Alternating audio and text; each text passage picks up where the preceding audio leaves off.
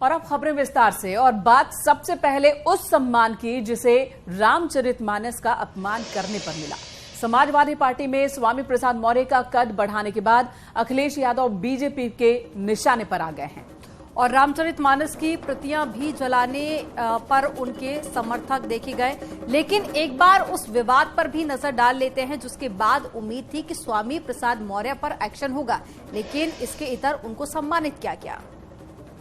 स्वामी मौर्य पर आरोप है कि उन्होंने धार्मिक ग्रंथ का अपमान किया। स्वामी मौर्य ने रामचरितमानस पर बैन लगाने की मांग की थी। स्वामी प्रसाद मौर्य ने साधु संतों की आतंकवादियों से तुलना की थी और स्वामी प्रसाद मौर्य ने सनातन धर्म का मजाक तक उड़ा दिया था। जाति के नाम पर स्वामी प्रसाद मौर्य ने भेदभाव को हवा दी थी और नतीजा ये हुआ कि उनका कद पार्टी में और ज्यादा बढ़ा दिया गया। इसी से जुड़ी एक रिपोर्ट आपको दिखाते हैं।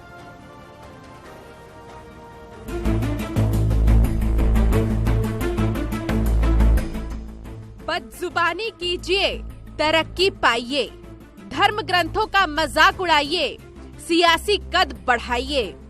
क्या यही है आज की सियासत का सच? क्या यही है सपा और उसके नेताओं का एजेंडा? ये कैसा इंसाफ है? जन भावनाओं से ये कैसी खिलवाड़?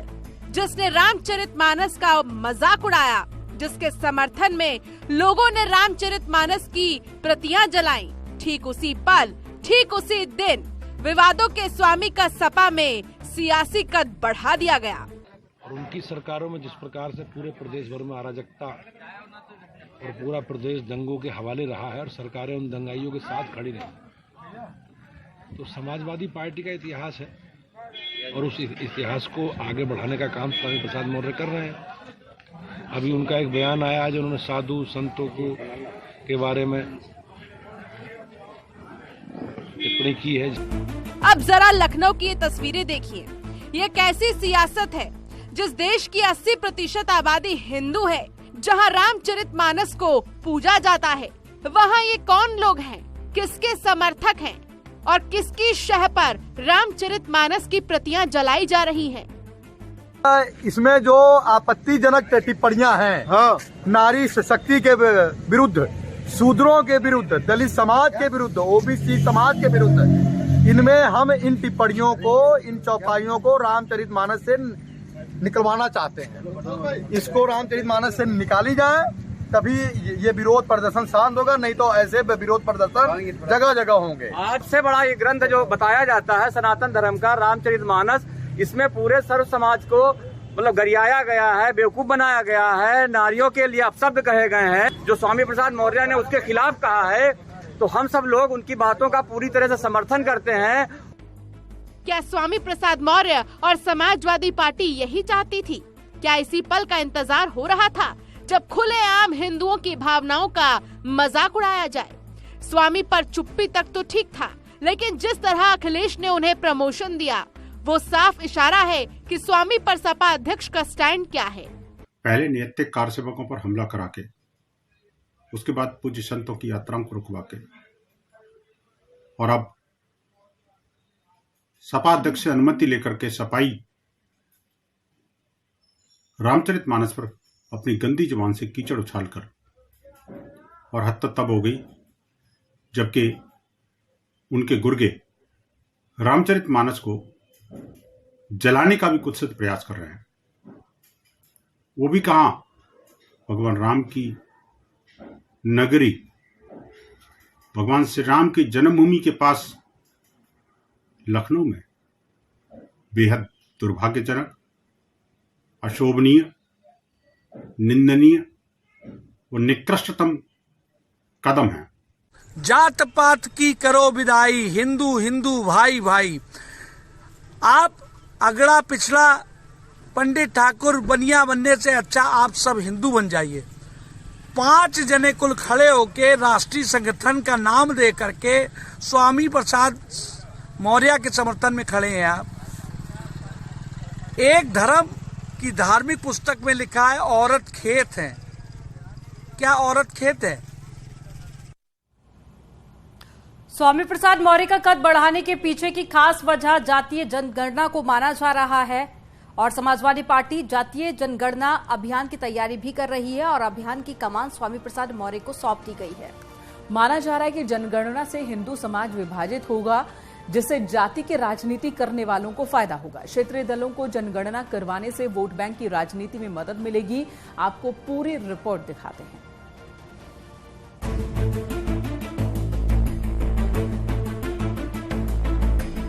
अपने बयान से धार्मिक ग्रंथों का अपमान करने वाले, अपने बयान से संतों को भड़काने वाले, अपने बयान से सनातन धर्म पर निशाना साधने वाले स्वामी मौर्य दलितों की राजनीति करते हैं और उस वर्ग पर चोट करते हैं जिसकी आबादी 80% है। और यह आजादी उन्हें समाजवादी पार्टी से मिली है, क्योंकि जिस बयान से देश भर में गुस्सा और आक्रोश दिखा, विरोध में काले झंडे तक लहराए गए, लेकिन पार्टी के स्वामी विवादित प्रसाद बांटने में पूरा योगदान देते नजर आए और यह अब लड़ाई कुत्ते और हाथी तक आ गई है। स्वामी मौर्य ने एक ट्वीट में लिखा, धर्म की दुहाई देकर आदिवासियों, दलितों, पिछड़ों, महिलाओं को अपमानित किए जाने की साजिश का विरोध करता रहूंगा। जिस तरह कुत्तों के भौंकने से हाथी अपनी चाल नहीं बदलती, उसी प्रकार इनको सम्मान दिलाने तक मैं भी अपनी बात नहीं बदलूंगा। रामचरितमानस पर विवादित बयान देकर सुर्खियों में आए स्वामी मौर्य के खिलाफ समाजवादी पार्टी ने भले ही कोई एक्शन न लिया हो, लेकिन अखिलेश यादव ने विवादित स्वामी को गिफ्ट जरूर दे दिया है। रामचरितमानस या प्रभु श्री राम या तमाम हिंदू देवी देवताओं पर प्रश्न चिन्ह खड़ा करने वाले या अपमानित करने वाले व्यक्ति को जिस तरह से राष्ट्रीय महासचिव बनाया गया समाजवादी पार्टी के मुखिया के द्वारा, और पूर्व में यह कहा गया कि वो उनके निजी बयान है, तो इससे साफ हो जाता है कि आपको इसी विचारधारा के लोग पसंद हैं। स्वामी प्रसाद मौर्य जी को मैंने कहा है कि जाति जनगणना के आंदोलन में आगे बढ़ें। कोई चुनावी हथकंडे मुझे लगते हैं। जहां तक भारतीय जनता पार्टी का सवाल है, सभी लोगों का सम्मान और सभी का समायोजन इस पार्टी के अंदर है और जनता आशीर्वाद दे रही है। जो कभी नहीं हुआ वो अब हो रहा है माननीय प्रधानमंत्री जी के नेतृत्व में और माननीय मुख्यमंत्री जी के नेतृत्व में। 30 साल बाद दोबारा जनादेश भारतीय जनता पार्टी को मिला है। जो विपक्ष के लोग हैं वो चुनावी हथकंडे और ऐसे मुद्दे उखाड़ने और ढूंढने की कोशिश कर रहे हैं। समाजवादी पार्टी अब यूपी में जातिगत जनगणना की मांग को लेकर बड़ा आंदोलन करने की तैयारी कर रही है और अखिलेश यादव ने इस अभियान की कमान स्वामी प्रसाद मौर्य को दे दी है। मतलब साफ है कि जो स्वामी दलित, आदिवासी और पिछड़ों के नाम पर मानस विवाद को जन्म दिया, उनका एजेंडा पहले से तय था और उसी को हवा देने के लिए वो अपने विवादित बयान पर अड़िग हैं, जिससे अखिलेश यादव का फुल सपोर्ट है। जिन पाखंडियों ने धर्म की आड़ पर इस देश की महिलाओं, आदिवासियों, दलितों और पिछड़ों के साथ सौतेला व्यवहार किया, अपमानित किया, नीच कहा, मारने पीटने का पात्र बताया, सम्मान न किए जाने की बात कही, हम समझते हैं ये धर्म नहीं है और सीधा सीधा ये अधर्म है, क्योंकि धर्म का मकसद होता है मानवता का सम्मान, मानवता का कल्याण, मानवता का प्रस्तुतिकरण और मानवता का सशक्तिकरण। स्वामी मौर्य उस रणनीति के तहत काम कर रहे हैं जिससे 2024 के रण में बुनाने के लिए अखिलेश यादव ने सेनापति घोषित किया है और इसी रास्ते पर चलते हुए स्वामी प्रसाद कभी धार्मिक ग्रंथों का तो कभी संतों का अपमान करते नजर आए। इन बयानों से साफ है कि बिहार के तर्ज पर अखिलेश यादव अब जातियों की गोलबंदी करने का तरीका जुटा रहे हैं, जिससे लोकसभा चुनाव में बीजेपी के खिलाफ हथियार के तौर पर इस्तेमाल किया जा सके। Bureau report, news 18।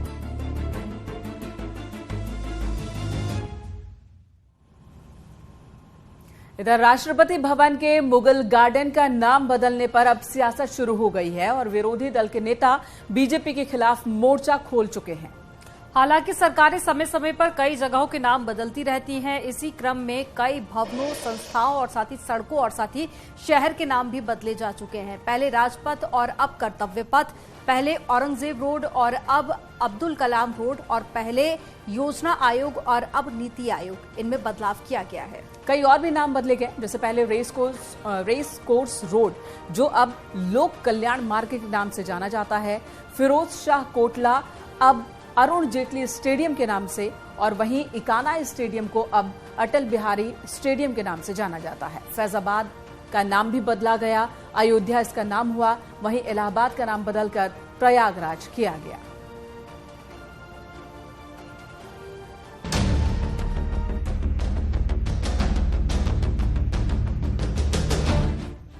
Faizabad Ayodhya हो गया, इलाहाबाद बन गया प्रयागराज, और नाम बदलने की कड़ी में एक और नाम जुड़ गया है, मुगल गार्डन का, जिसे बदलकर अमृत गार्डन कर दिया गया है। राष्ट्रपति भवन का प्रसिद्ध मुगल गार्डन अब अमृत उद्यान के नाम से जाना जाएगा, जो 31 जनवरी से आम जनता के लिए खुलने वाला है। लेकिन नाम बदलने के साथ ही सियासत भी शुरू हो गई है। विरोधी दलों ने इस फैसले पर सवाल उठाए। मायावती ने ट्वीट में लिखा, राष्ट्रपति भवन के मशहूर मुगल गार्डन का नाम बदलने से क्या देश और यहाँ के करोड़ों लोगों के दिन प्रतिदिन की ज्वलंत समस्याएं दूर हो जाएंगी? वरना फिर आम जनता इसे भी सरकार द्वारा अपनी कमियों और विफलताओं पर पर्दा डालने का प्रयास ही मानेगी। मुगल गार्डन के नाम बदलने के फैसले को जहां बीजेपी ने भारतीय संस्कृति के प्रति प्यार बताया, तो वहीं समाजवादी पार्टी ने इसके खिलाफ भी लाल संग्राम छेड़ दिया है और मुगल गार्डन को कन्नौज से जोड़ दिया।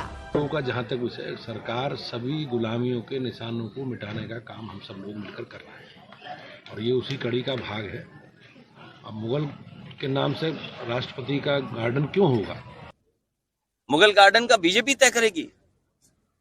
शर्म आनी चाहिए भारतीय जनता पार्टी के लोगों को जो अपना काम नहीं कर पा रहे हैं। ये कन्नौज बताओ, जितना काम आपको दिखाई दे रहा समाजवादी सरकार का है, हम तो कहते हैं इनका भी नाम बदल दो। नाम बदलने की इस लड़ाई में कांग्रेस भी कहां पीछे रहने वाली थी। कांग्रेस नेता आचार्य प्रमोद कृष्णम ने भी ट्वीट कर सरकार के फैसले पर सवाल खड़े किए। ट्वीट में उन्होंने लिखा, राष्ट्रपति भवन भी नया बना दो, ये भी अंग्रेजों ने बनवाया था। भारतीय जनता पार्टी की सरकार की ये आदत है, सड़कों का नाम बदलेगी, शहरों का नाम बदलेगी, अब गार्डन्स का नाम बदलना शुरू कर दिया है, और इसी को वो विकास समझते हैं। आप गार्डन बनाइए, अपने सड़कें बनाइए, आप नए शहर बसाइए, उनके नाम अपनी मर्जी के रखिए। क्या राष्ट्रपति भवन को आप डिमोलिश करेंगे? ये भी अंग्रेजों ने बनाया था। क्या इस पार्लियामेंट को ख़त्म करेंगे, डिमोलिश करेंगे? क्या लाल किले को ख़त्म करेंगे, जहां हर साल आप झंडा फहरा के और गर्व महसूस करते हैं? नाम बदलने का कोई औचित्य नहीं है।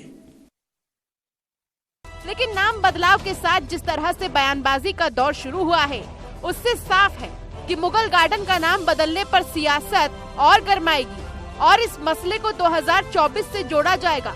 खैर, नाम बदलने के इस दौर में संभावना है कि मुगलों के नाम पर और जितने भी स्थल हैं, उन सब की लिस्ट तैयार की जा रही है और फैजाबाद और इलाहाबाद की तरह अमृत काल में और भी नाम बदले जा सकते हैं। Bureau report, news 18।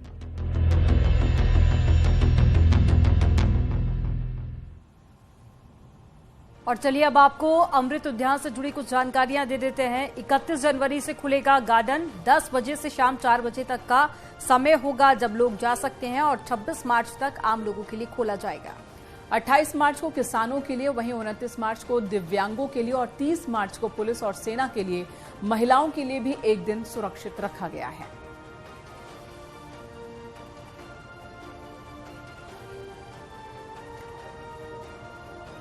इधर उत्तर प्रदेश में नए साल में पहला चुनाव होने जा रहा है। चुनाव में बीजेपी और समाजवादी पार्टी के बीच सीधा मुकाबला है। एमएलसी चुनाव के लिए कल वोटिंग होने वाली है, जिसके लिए पूरी तैयारी कर ली गई है। ये चुनाव इसलिए भी खास है क्योंकि अगर सपा एक सीट जीत लेती है तो उसके सदस्यों की संख्या 10 हो जाएगी और उसे नेता विपक्ष का पद मिल जाएगा। और यही वजह है कि चुनाव में बेरोजगारी भत्ता और साथ ही शिक्षकों के लिए पुरानी पेंशन स्कीम जैसे मुद्दे हावी हैं। मतदान होगा कल सुबह 8 बजे से लेकर शाम 4 बजे तक मतदान होना है। कुल 5 सीटों पर मतदान का काम होगा और खास तौर से 17 जिलों में ये मतदान कराए जाएंगे। पोलिंग पार्टियां आज से रवाना होना शुरू हो गई हैं।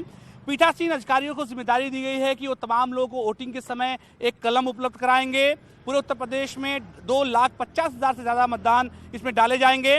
खास तौर से इस बार का जो मतदान है इसलिए अलग होगा क्योंकि इसमें मतदाताओं को सामने दी गई पर्ची के सामने 1, 2, 3 की प्रायोरिटी लिखनी होगी। पॉलिटिकल सिस्टम की अगर बात कर लें तो भारतीय जनता पार्टी और समाजवादी पार्टी ने ही सिर्फ अपने उम्मीदवार खड़े किए हैं और इन 5 सीटों को लेकर के दोनों पार्टियों को कहीं ना कहीं से लग रहा है कि वो पॉलिटिकली एक दूसरे पर भारी पड़ेंगी।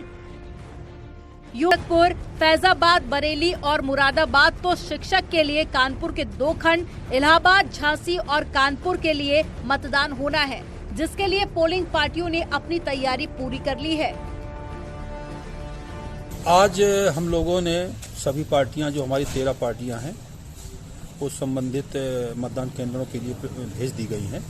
तो ये जब सभी पार्टियां जो सेक्टर मजिस्ट्रेट हमारे हैं, SDM स्तर के अधिकारी हैं, उनकी देखरेख में चली गई हैं और सभी सामग्री उनको उपलब्ध करा दी गई है। फैजाबाद स्नातक निर्वाचन क्षेत्र का चुनाव की पोलिंग पार्टी रवाना हो रही है जहां कलेक्ट्रेट सभागार से, और यहां पे 18 बूथ हैं जिसमें 18 पीठासीन अधिकारी हैं, 18 P1, P2, P3 कर्मचारी हैं, 18 माइक्रो ऑब्जर्वर हैं, 18 वीडियोग्राफर हैं। इसके साथ हमारे सेक्टर मजिस्ट्रेट लगे हैं। इस 14 सेक्टर मजिस्ट्रेट हैं, 6 जोनल मजिस्ट्रेट हैं। हर सेक्टर मजिस्ट्रेट के साथ पुलिस बल लगा हुआ है और हर बूथ पे सिक्योरिटी के लिए जो है 1 सब इंस्पेक्टर, 3 कांस्टेबल, 2 होमगार्ड लगाए गए हैं। 5 सीटों के लिए मैदान में 63 प्रत्याशी। स्नातक की 3 सीटों में कानपुर से 10 कैंडिडेट, गोरखपुर फैजाबाद क्षेत्र से 24 प्रत्याशी, बरेली मुरादाबाद से 6 से 10 प्रत्याशी। 5 सीटों के लिए 17 जिलों में वोटिंग होगी। निर्दलियों के अलावा बीजेपी और समाजवादी पार्टी इस चुनाव में खास तैयारियों में जुटी है क्योंकि ये चुनाव विधान परिषद में नेता प्रतिपक्ष बनने के लिए जरूरी सीट हासिल करने के दृष्टिकोण से बहुत अहम है। 2019 के लोकसभा चुनाव में बीजेपी 2014 के मुकाबले पश्चिम उत्तर प्रदेश में कमजोर साबित हुई थी। अभी तक पश्चिम उत्तर प्रदेश की 14 लोकसभा सीटों में से 7 सीटें भारतीय जनता पार्टी के पास थी, लेकिन आजम खां के गढ़ रामपुर को फतेह करने के बाद में अब बढ़कर 8 हो गई है। ऐसे में लोकसभा चुनाव से पहले MLC चुनाव का मुकाबला बीजेपी और समाजवादी पार्टी के बीच है, जो कि दोनों ही पार्टियों के लिए काफी खास है। Bureau report, news 18। और चलिए रुक कर लेते एक बड़ी खबर का। पीएम मोदी ने मंत्रियों को निर्देश जारी किए हैं, सरकारी योजनाओं का प्रचार करें, हर मंत्रालय की योजनाओं का प्रचार करें। पीएम मोदी की मंत्रियों को नसीहत है कि G20 का जमकर प्रचार हो, लोगों तक योजनाओं की जानकारी पहुंचाई जाए, ये कहना है प्रधानमंत्री नरेंद्र मोदी का। उन्होंने सीधे सीधे कार्यकर्ताओं को, नेताओं को, सभी को निर्देश दिया है कि सरकारी योजनाएं केंद्र और प्रदेश की वो लोगों के बीच लेकर जाए, हर मंत्रालय की योजना का प्रचार किया जाए, किसे किस तरह से लाभ मिल रहा है ये जानकारी लोगों को पहुंचाई जाए।